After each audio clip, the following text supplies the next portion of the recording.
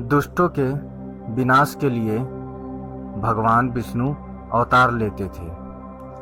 भगवान विष्णु के साथ देने के लिए सभी देवताओं को पृथ्वी पर या तो अपना अवतार लेना पड़ता था या फिर अपना पुत्र उत्पन्न करना पड़ता था। द्वापर युग में दुष्टों का विनाश करने के लिए भगवान विष्णु कृष्ण के रूप में अवतार लेने वाले थे।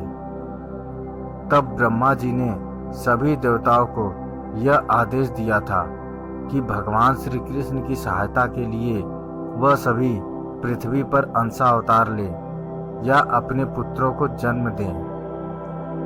जब चंद्रमा ने सुना कि उनके पुत्र वर्चा को भी पृथ्वी पर जन्म लेने का अधिकार मिला है, तो उन्होंने ब्रह्मा जी के उस आदेश को मानने से इनकार कर दिया। साथ ही यह भी कह दिया था कि उनका पुत्र वर्चा अवतार नहीं लेगा। तब सभी देवताओं ने चंद्रमा पर यह कहकर दबाव डाला कि धर्म की रक्षा करना सभी देवताओं का कर्तव्य ही नहीं, धर्म भी है।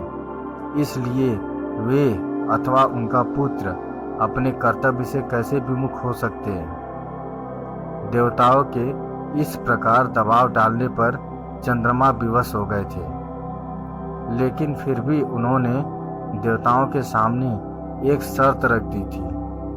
वह शर्त यह थी कि उनका पुत्र ज़्यादा समय तक पृथ्वी पर नहीं रहेगा।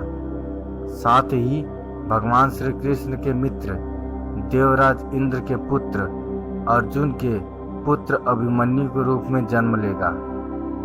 वह भगवान श्री कृष्ण और अर्जुन की अनुपस्थिति में अकेला ही अपना पराक्रम दिखाता हुआ वीर गति को प्राप्त करेगा, जिससे तीनों लोकों में उसके पराक्रम की चर्चा होगी।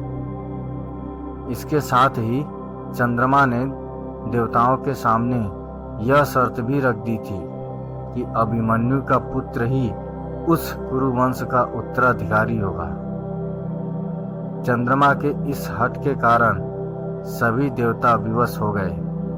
तब चंद्रमा के पुत्र वर्चा ने महारथी अभिमन्यु के रूप में जन्म लिया था, जिसके बाद द्रोणाचार्य द्वारा रचे गए चक्रव्यूह में अपना पराक्रम दिखाकर अल्प आयु में ही वीर गति को प्राप्त हो गए। कहते हैं कि यही कारण था कि श्री कृष्ण ने अभिमन्यु को नहीं बचाया था। दोस्तों, अभिमन्यु की ये कहानी आपको कैसी लगी हमें कमेंट करके ज़रूर बताएं। अगर अच्छी लगी तो शेयर करें, सब्सक्राइब करें और लाइक करें। धन्यवाद।